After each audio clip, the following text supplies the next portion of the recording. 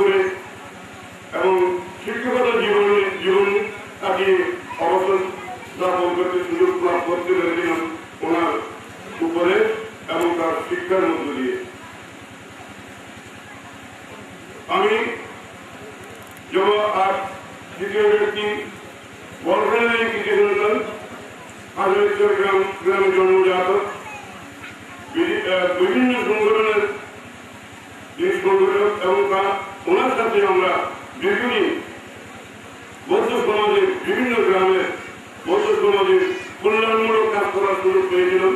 তিনি বলখালী সম্মিলিত বৌদ্ধ পরিষদের তিনি দুর্বার সভাপতি হিসেবে দায়িত্ব পালন করেন এবং তার সাথে আমরা কাজ করেছি।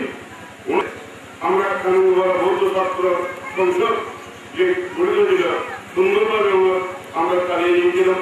সে অধ্যাপক পুনর্বিকাশ বলল তিনি বলখালী বৌদ্ধপাড়া ঐতিহ্যবাহী বৌদ্ধপাড়া গ্রামে জন্মজাত চৌধুরী জন্মগ্রহণ করেছেন বন্ধুবর পুনর্বিকাশ চৌধুরী এবং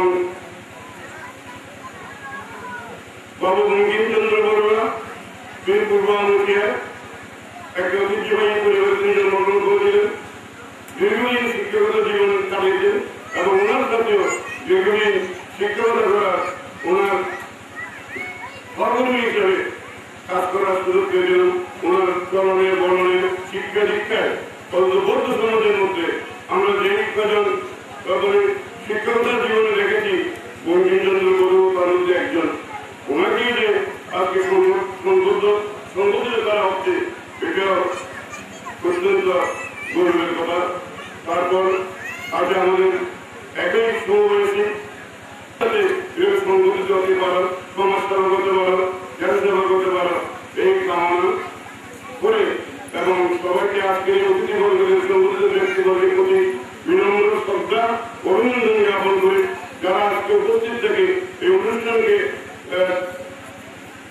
সুন্দর এবং সার্থক করেছেন এবং আয়োজকদের সহযোগিতা দ্বারা আয়োজক উৎসাহিত করেছেন, সেজন্য আমি আমার ব্যক্তিগত তরফ থেকে আপনাদেরকে আমি অভিনন্দন এবং শুভেচ্ছা জ্ঞাপন করে আমার সংক্ষিপ্ত কথা রেখে পরিচালিত করলাম। সবার জীবন সুন্দর হোক, মঙ্গলময় হোক। এই মানবের পর আমরা যাদের সংবর্ধিত করতে যাচ্ছি ওনাদের প্রতি আমাদের শ্রদ্ধা ভালোবাসার যে প্রদান শুরু করতে যাচ্ছি। প্রথমে আমি আমাদের প্রধান অতিথি বাংলাদেশ সমস্ত আন্দোলনের সূচনাকারীদের একজন, জাতিসংঘ পরিচালিত ইউনেস্কো একাডেমিক ডেভেলপমেন্ট প্রজেক্টের সম্মানিত চেয়ারম্যান, ইউনেস্কো পদক প্রদানকারীদের অন্যতম, ইউনেস্কো আন্দোলনের প্রাণপুরুষ ডাক্তার যদুদাস গুপ্ত মহোদয়কে দেখেন।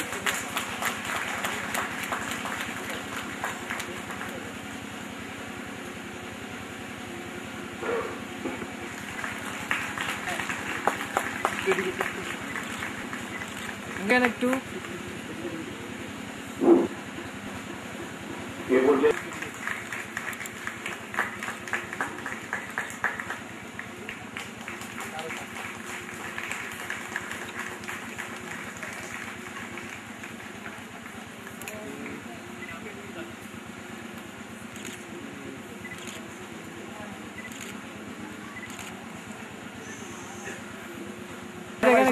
সবাই এদিকে ক্যামেরা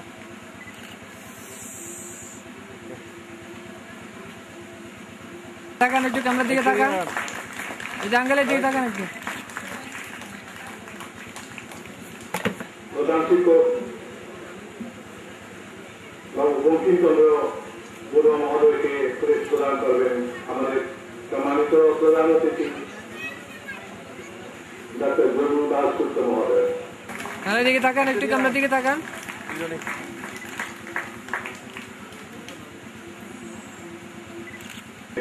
ক্রেস্ট প্রদান করবেন আজকের সম্মানিত সভাপতি মহোদয়। দেখেন দিদি তাকান।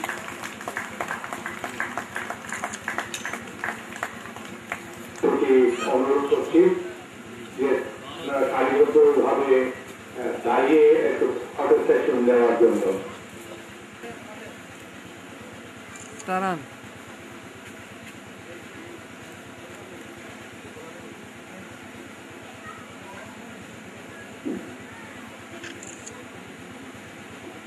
আমি দর্শক বৃন্দের প্রতি অনুরোধ জানাবো যথাস্থানে উপস্থিত ওনার অনুভূতি প্রকাশ করার জন্য আহ্বান জানাচ্ছি। দিবসটি কাটাচ্ছে সে সুবর্ণ বিকালবার বাঙালি জাতির অবিস্মরণীয় নেতা অবিস্মরণীয় দিবস সৃষ্টি করে আমাদের ইতিহাসকে গৌরবান্বিত করেছেন এবং আমাদের স্বীয় মর্যাদায় অক্ষুণ্ণতার যে তিন বলিষ্ঠ পদক্ষেপ নিয়েছেন তার জন্য ওনার বিদেহী আত্মার প্রতি আমি সর্বদি কামনা করছি। সেই প্রধান সম্মানিত জাতীয় চিকিৎসক সম্মানিত সুবিধার ইসলাম ধর্মের সাথে আমি শিখেছি তারা বলছে যে সালাম দেয় সে বড় নয়, যে সালাম নেয় সে বড় নয়, যে সালাম দেয় সেই বড়, জ্ঞানের দিক থেকে সেই বড়। কারণ সে সালাম দিলে কেন সে আর জ্ঞানের গভীরতা হাসিল হলে অপরকে মূল্যায়ন করতে সক্ষম হয়েছে। সম্মানিত সুবিধার আজকে সারাগাম বিদ্যাপীঠ পত্রিকা আয়োজিত হয়েছে সেই জ্ঞান চেতনার উন্নয়নকারী আনন্দময় করেছেন সেই সম্মান অনুষ্ঠানের পরম সম্মানিত আজকে 11 বছরের একটি দর্শন শিক্ষাবিদ এককালে তিনি এই মাইকে দাঁড়িয়ে ঘন্টার পর ঘন্টা ভাষণ করেছেন, যার ভাষণ শুনে আমরা সত্যি বিমোহিত হতাম। এমনকি যখন শিক্ষাবিভাগে ভাষণ করেন যে তেমনি সময়ে কিছু কথা লিখতে হলে কোথায় কাগজে কোথায় যাবো কারণ শুনেন যাবো সে একজন পরম দুর্গ ব্যক্তিত্ব আজকের সমাজ সভাপতি, যার পাশে দাঁড়িয়ে যার পাশে বসে আমি বসতে পেরেছি বলেই নিজেকে ধন্য মনে করতেছি। আর এ ধরনের পিছনে যাদের অবদান সে আমার পরম সত্য পিতাকে সকলের স্বাগত করছি। তারপরে স্বাগত আমার শিক্ষা বলবো, তারপরে স্বাগত করছে আমার গ্রামের সেই বস্তিয়ার ধর্মীয় গুরু, তারপরে যেমন তো নষ্টগুল মহাবার যার আশীর্বাদ পেয়ে আমার জীবন এতটুকু হয়ে অন্তর্ভুক্ত বলে আমার মনে করি। যার কথা বলছিলাম সে সভাপতি একটু কথা ভুলে থাকে যায়, এখনকার প্রজন্ম যেটা জানে না আমাদের পাশে আমাদের তার কারণ ঘর আশুতোষ কালের সে কলেজের পরম সজ্জাধ্যাপক মহোদয় আছেন যিনি আমাদেরকে পড়িয়েছেন। সে কলেজে ছাত্র সংসদে জিএস ছিলেন আপনাদের শুনুন বন্ধুরা, স্পষ্ট করা যারা ত্যাগের নেতৃত্ব প্রতিভা ছিল বলেন, যারা কর্মসূচিকে রুশকে প্রমাণ করতে পেরেছিলেন বলে যে তিনি যোগ্য ব্যক্তি তাদের তিনি ছিলেন তৎকালীন সময়ের সেই জিএস বা জেনারেল সেক্রেটারি ছাত্র পরিষদের সবচেয়ে কথা নয়, একটি কিছু কথা নয়, আমি হাজার চেষ্টা করে হয়তো হওয়া সম্ভব নয়। সেই পরম সম্মানিত সভাপতি মহোদয় মঞ্চের ভূমিষ্ঠ আছেন আর অঞ্চলের এক কর্মসাংঘিক ব্যক্তিত্ব ডক্টর সংঘপ্রিয় গৌরব মহোদয়, আমাদের উত্তর পাশে সত্য সাল বাবুবাবু বসে আছেন। তিনি একদিন বলেছিলেন আমার সেক্রেটারি মনে আছে যে অনেক গবেষণার মাধ্যমে লিখে যে ডক্টর জ্ঞান অর্জন করতে হয়, তখন তিনি ওদের উচ্চারণ করতেছিলেন গবেষণা মানে হচ্ছে এখানের ভাষায় গোজ গবেষণার সমান গবেষণা। অর্থাৎ তিনি বাংলায় এভাবে চর্চার কথা বলেছিলেন যে কোন একান্ত কোন সন্দেহ হারিয়ে গেলে সে বইটাকে কোষ করতে গিয়ে শীতস্থ ঘুরাঘুরি করতে হয়, এবারে ওখানে যেতে হয়, বলতে হয় ভাই আমার গরুটি দেখেছেন, আমার গরুটি দেখেছেন। এদিককে যদি ঘুরাঘুরি করার পর হয়তো সে হয়তো সন্ধান পায়, সে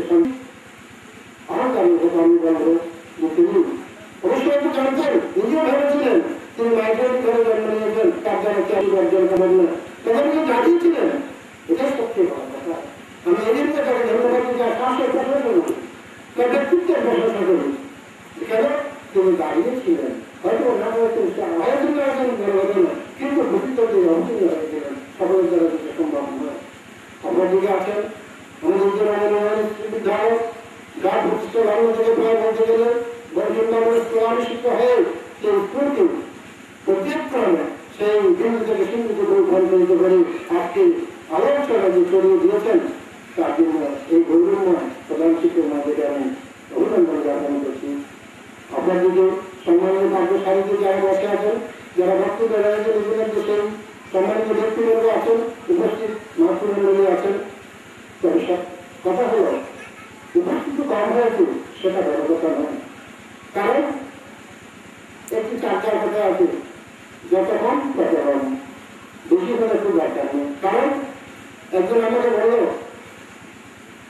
একদম গবেষণা এমন সন্নিবেশ হয় অনেক অনেক বিশিষ্ট দল, কিন্তু সংস্থাটি সেই ধরনের সর্বোচ্চ শিক্ষা বিদ্যাপীঠ চট্টগ্রাম, সেখানে একটি অনুষ্ঠান হবে, থিয়েটার দেখানো নাটক।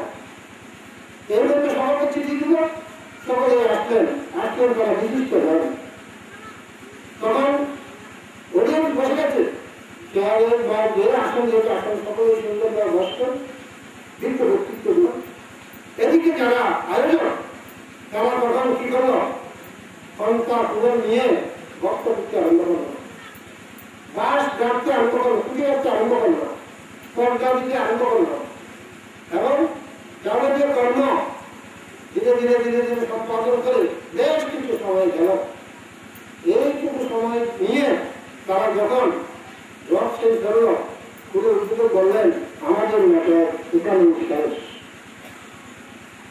জানবেন এটা প্রতিটি নাটক অনেকে বুঝতে চাইলেন যে একটি নাটক পঞ্চায়েত থেকে আয়োজন করতে কি ধরনের শ্রমের প্রয়োজন হয়, কতটুকু শ্রম দিয়ে একটি মঞ্চ একটা মঞ্চে রূপায়িত হয়।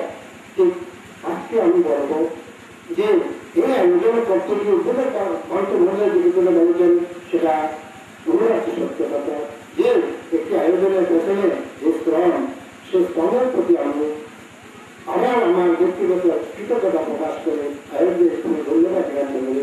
উপস্থিত মঞ্চে আসেন পাঁচজন সম্মানিত ব্যক্তিগতের প্রতি আমার বন্দনা ও সম্মান নিবেদন করে শুভেচ্ছা প্রধানের প্রতি শুভেচ্ছা জ্ঞাপন করে আমার ব্যক্তিগত তরফ থেকে আবার সারা শিশু কিশোরদের আরো সংগঠিত হোক এবং অনুষ্ঠান আরো কালক্রমে কৃতিত্ব লাভ করে এই প্রয়াস করতে নিয়ে আমার বক্তব্য শেষ করছি। সকল হিসেবে এখন তার অনুভূতি ব্যক্ত করতে আসছেন প্রধান শিক্ষক বঙ্কিমচন্দ্র বড়ুয়া, ডক্টর রমণী মোহন বিশ্ববিদ্যালয়। বিশিষ্ট শিক্ষাবিদ বাবু সুনীল কান্তি বড়ুয়া মহোদয়, প্রধান অতিথি ডাক্তার যদুদাস গুপ্ত মহোদয়, সভাপতি তার উপস্থিত, ওনাদেরকে জানাই আমার সশ্রদ্ধ অভিবাদন। আর পটিয়া কেন্দ্রীয় বিহারের জেলাধিপতি শ্রীমৎ ডক্টর সঙ্গপ্রিয় তারা মহোদয়কে আমার বিনম্র বন্দনা জ্ঞাপন করছি। আর মঞ্চ বরিষ্ঠ আজকে সংগঠিত ব্যক্তিবর্গ, ওনাদেরকে আমার আন্তরিক শ্রদ্ধা জ্ঞাপন করছি। বিশেষ করে আমার শিক্ষাগুরু বাবু বাদল কান্তি বড়ুয়া, ওনাকে আমার সশ্রদ্ধ অভিবাদন জ্ঞাপন করছি। আজকে এই যে সম্মাননা অর্থাৎ স্বজন সম্মাননা অনুষ্ঠান আয়োজন, যে আপনজন হিসাবে সম্মাননা লাভ করছি, এর জন্য যারা এই সম্মাননা প্রদানের উদ্যোক্তা পৃষ্ঠপোষক রয়েছেন, তাদেরকে আমি কৃতজ্ঞতা জ্ঞাপন করছি। আর সরগম সঙ্গীত বিদ্যাপীঠের পরিচালকবৃন্দ এবং ছাত্রছাত্রী, তাদেরকে আশীর্বাদ করছি, তাদের উচ্চ উচ্চ সমৃদ্ধি এবং মঙ্গলময় জীবন কামনা করছি।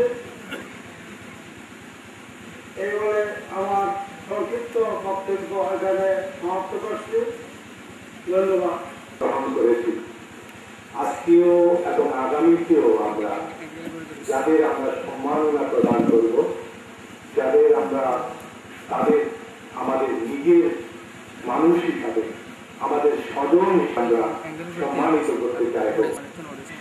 সেই হিসাবে আমাদের শ্রদ্ধেয় শিক্ষক বঙ্কিমচন্দ্র বড়ুয়া যথার্থ উপস্থাপন করেছেন। আমি এই পর্যায়ে আহ্বান জানাবো ওনার অভিব্যক্তি জ্ঞাপন করার জন্য বিশিষ্ট শিক্ষাবিদ অধ্যাপক কুণাল বিকাশ বড়ুয়া মহোদয়কে।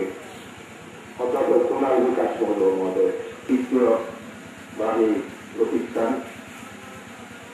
সরজমা ইত্যাদি সঙ্গীত ইত্যাদি। এই সঙ্গীত বিদ্যাপীঠে আজকে তৃতীয় বার্ষিকী হতে চলেছে। এই বার্ষিকী অনুষ্ঠানের যে বিশেষ আকর্ষণ ছিল সাধারণ সংবর্ধনা, এবং এই সাধারণ সংবর্ধনা অনুষ্ঠানের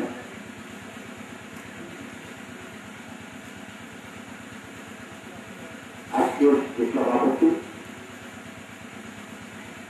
আমার পরম প্রিয় ভাগ্য ব্যক্তিত্ব বাবু সুনীল বড়ুয়া মহোদয়, তাকে আমি প্রণাম জানাই। ইউনেস্কো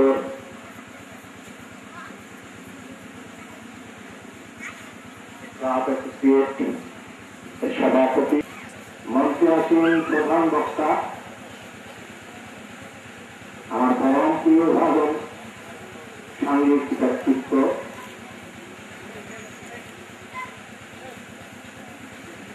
পরম সক্রিয় সংগপ্রিয় মহোদয়। মঞ্চে আছেন আমার পরম আত্মীয় পরম স্বজন রূপসী শিক্ষাগুরু, কলেজ জীবনের প্রথম লগনে যার সাথে আমার নিবিড়ভাবে পরিচয় হয়েছিল, সেই প্রভাবপ্রতিম শিক্ষাবিদ বিশিষ্ট প্রাবন্ধিক ডাক্তার চারুচন্দ্র বড়ুয়া মহোদয়, সংগঠিত ব্যক্তিত্ব বাবু বঙ্কিম বড়ুয়া মহোদয়, এবং আপনাদের আমাদের পাশের গ্রামের আমার বন্ধু প্রতিম সহকারী প্রধান শিক্ষক সরকারি উচ্চ বিদ্যালয়ের বিভূতিভূষণ বড়ুয়া মহোদয়, শুধু সজ্জন মন্ডলী, মমতাময়ী মাতৃমণ্ডলী,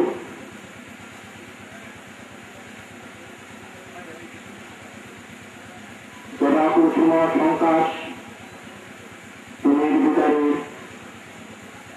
আলোর দেবতা, জীবন যুদ্ধের শক্তি সেনানী, জাগ্রত যুব সমাজ, সবাইকে আমি আমার অন্তরের অন্তঃস্থল থেকে শুধু আমার একটা জনপদ, যে জনপদ মাত্র কয়েকদিন আগে একটা ইতিহাস সৃষ্টি করেছে। সাধারণত ধর্মের সুভাগ এবং এই গ্রামকে এই বিহারে আমি প্রথম এসেছিলাম আজ থেকে 38 বছর আগে, যখন আমি সবেমাত্র আমার যে স্থাপনা চাকরি পেয়েছি, দায়িত্ব নিয়েছি, এবং তখন মনে অজস্র আনন্দ, মনের মধ্যে ঝড় তুলেছে।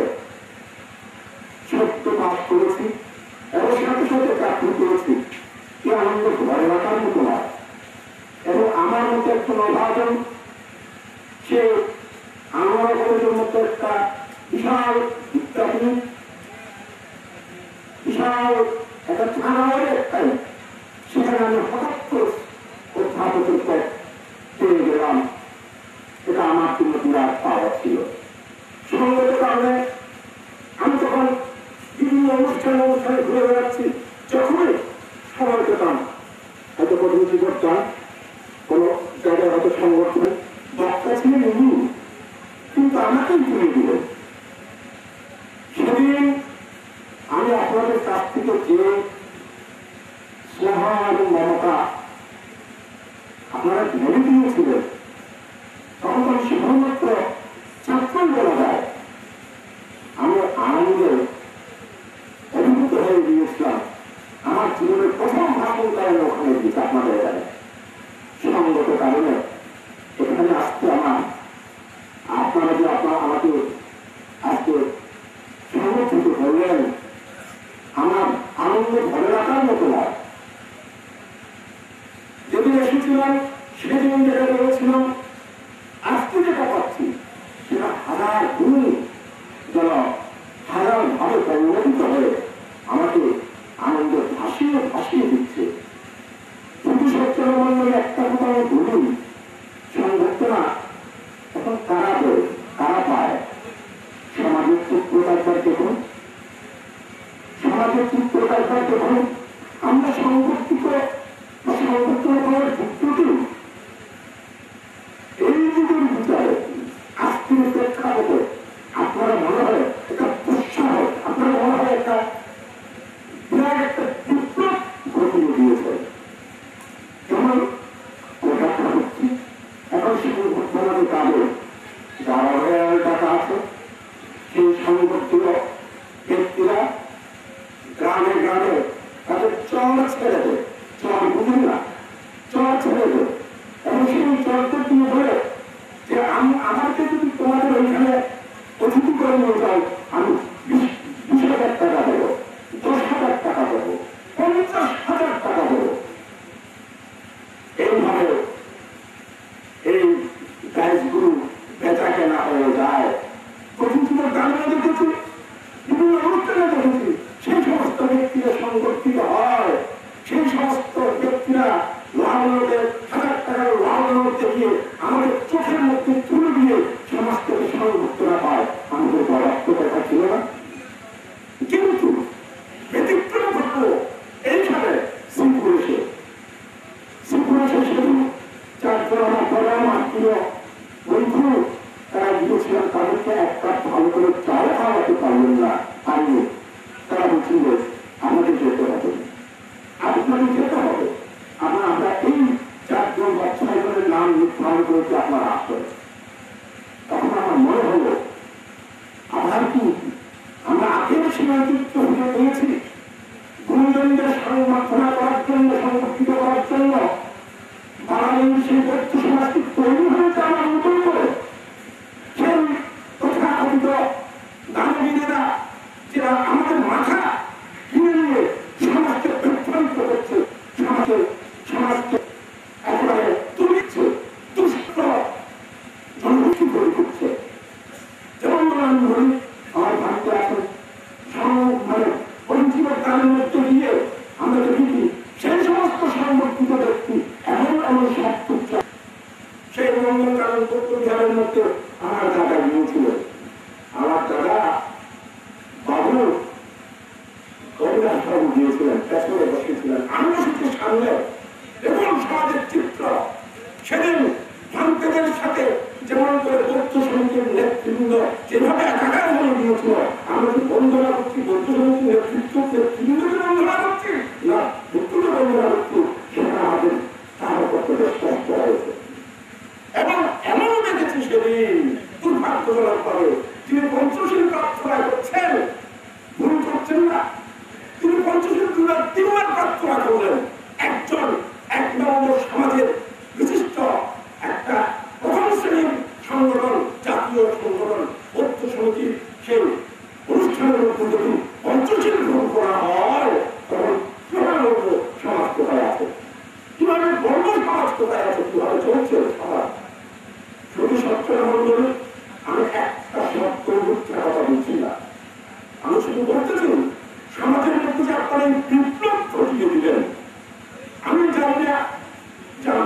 আপনাদের সংবর্ধনা করার মতো যোগ্যতা আমাদের এমন নেই, কিন্তু এর পরেও যারা আছে তাদেরকে তুলে নিতে হবে, তো তাকে মূল্যায়ন করতে হবে, না হলে সমাজের মধ্য থেকে এই মেধাবী মানুষগুলো অবস্থিত হয়ে যাবে। যখন হিন্দু ধর্ম সভা করতে যাই ঘন্টার পর ঘন্টা আমাকে বক্তব্য রাখতে দেওয়া হয়, সুযোগ দেওয়া হয়, আর আমার ভারতে তিনি বলবেন আপনি 5 মিনিট পাবেন, তিনি 5 মিনিট তিনি যদি বলেন আমাকে কয়েকটা আলো কয়েকটা চমক দাও, আমি শেখ দাও, আমি সমস্ত পৃথিবীকে দেখিয়ে দেবো, যদি সেই চরিত্রের মানুষ পাই, যদি সেই সুন্দর মানুষগুলো পাই, সেই চরিত্র পাই, সেই মাগুলো পাই, আমি সমস্ত পৃথিবীকে ছাড়িয়ে দিতে পারি। এই ভোটের যুবক সেই স্বামী বিবেকানন্দ এমনি করে আহ্বান করেছিলেন। আমিও বলি যে এইভাবে যদি যুবকেরা উঠে আসে সঙ্গীতের মাধ্যমে, সাহিত্য চর্চার মাধ্যমে এবং সবার মাধ্যমে যদি গ্রাম থেকে উঠে আসে, অবশ্যই আমরা তাদেরকে অভিনন্দিত করবো। আমরা আপনাদের কথা আমরা বিভিন্ন জায়গায় যুক্ত সঙ্গে কথা কেন বলতেছি, ঠিক অনুরূপ ভাবে আপনাদের কথা আমরা বলবো। আপনারা তো আমাদেরকে প্রাণ ভরে দিয়েছেন, প্রাণ ভরে দিয়েছেন। আমাদের দেওয়াটা কিন্তু টাকার বিনিময়ে নয়, আপনাদের হৃদয়ের বিনিময়ে, দেয়ালের বিনিময়ে, ভালোবাসার বিনিময়ে, অথবা আপনাদের সে স্নেহের বিনিময়ে আমি এটা করেছি। শুধু সত্যি যে চরিত্রবান মানুষ আমরা বলি চরিত্র কিভাবে অর্জন করবেন। এই যে মানসিকতা বেরানো, শিক্ষা আমাদের সমাধান, আমরা পঞ্চশীল কল্পনা করি, পঞ্চশীল গ্রহণ করি, সেখানে কিন্তু চরিত্র গঠনের যাবতীয় উপাদান সেখানে রয়েছে। প্রাণী হত্যা না করলে আপনি কি হবে, এটাই দেখতে করে আমি আমার বক্তব্য শেষ করছি। প্রাণী হত্যা না করলে যারা প্রাণী হত্যা করে তারা নিষ্ঠুর হয়, যারা প্রাণী হত্যা করে, মুরগি জবাই করে, ছাগল বা অন্য প্রাণী জবাই করে, তারা নিষ্ঠুর হয়, তাদের রক্ত আর যখন রঞ্জিত হয় তখন সে আর মানুষ থাকে না, সে মানুষ কিন্তু মহল হবে। তোমার হৃদয়কে সব প্রত্যেকটা প্রাণীর প্রতি তুমি উদার হবে, তুমি যাকে ভালোবাসতে পারবে। তুমি যদি প্রাণী হত্যা না করো তাহলে তোমার মন কুসুমের মতো প্যালেট হবে, কুসুমের মতো কান্তিময় হবে, কুসুমের মতো মন হবে। কোন মানুষ মানুষ হত্যা করতে পারে না, কোন মানুষ প্রাণী হত্যা করতে পারে না, কোন মানুষ সে সামনে পৃথিবীর সমস্ত কিছুই ফুলের মতো বলা হবে। আমি একটা গবেষণা লিখেছি এবং বলবার চেষ্টা করেছি, প্রাণী হত্যা না করলে মানুষ কিভাবে মানুষের রূপান্তরিত হয়। আমাদের জীবনের মধ্যে আমি একটা কথা বিভিন্ন জায়গার মধ্যে বলি, যখন আমরা জন্মচরিত্র পরিস্থিতির মধ্যে আমি যখন জগৎ থেকে ঘনিষ্ঠ হই তখন কিন্তু আমরা মানুষ হিসাবে আসি না। আমরা একটা বড় বাচ্চার মতো বলতে পারি, একটা কুকুরের বাচ্চার মতো বলতে পারি, অথবা একটা অতি সাধারণ তীর্থ প্রাণীর মতো আমাকে বলতে পারে। কেন আমার মধ্যে কোনো বোধ নেই। একটা কুকুর যখন পৃথিবীতে আসে তখন সে কুকুরত্ব নিয়ে আসে, একটা গরুর বাছুর যখন পরিত্যাগ করে তখন সে গরুর চরিত্র নিয়ে আসে, তাকে শিখিয়ে দিতে হয় না, এমনকি মায়ের স্তম্ভও তাকে দেখিয়ে দিতে হয় না। এবং আমরা যে আমাদের মানুষ শ্রেষ্ঠ জীব, এই শ্রেষ্ঠ জীব কিন্তু এত অসময় ভাবে পৃথিবীতে আসি, বুঝতে পারেন যে 6 মাস না হলে আমরা কোনো কিছু গ্রহণ করতে পারি না। 1 বছর 1 বছর না হলে বসতেও পারি না, 2 বছর 1 বছর না হলে কোনো হাঁটতেও পারি না। কোনো বাচ্চাটা হওয়ার সাথে সাথে নিমিত্ত হওয়ার সাথে সাথে সে ভোরের উপরে দিতে পারে, তার মাকে 100টার মার মধ্যে তার মাকে সে চিনে নিতে পারে। তাহলে তার আমার মানুষের চেয়ে তার গুরুত্ব বেশি হয়তো একদিক থেকে বেশি, কারণ সে সংসারে রক্ত রক্ত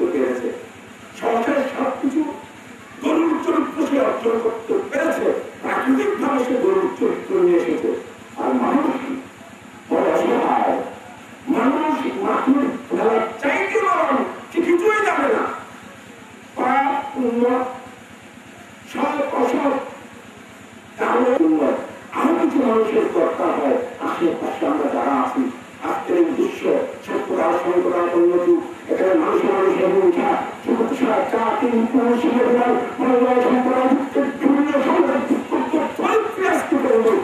সমস্ত পৃথিবী কাটছে। আজকে বাংলাদেশের অবস্থা বুঝেন, বাংলাদেশের চিত্রকার করতে চোখের সামনে এই সবাই কান্না কান্না আদিবাসীর পাতা কাটতেছে, যে পুকুরের তরঙ্গ আর তরঙ্গের তরঙ্গে সব কি হয়ে গেছে। যুদ্ধের মধ্যে যুদ্ধ সমাজে আমরা ছিলাম, তখন জার্মানির যুদ্ধের একটা রিক্সাতে তখন করে মনে হচ্ছে তার কারণ যে তাকে পাতাটিও মারেনি। মানুষ ভয়ে বিষাক্ত, মানুষ জীবন নিয়ে একত্রিত নিজেকে বাঁচানোর জন্য আমরা শব্দ করতে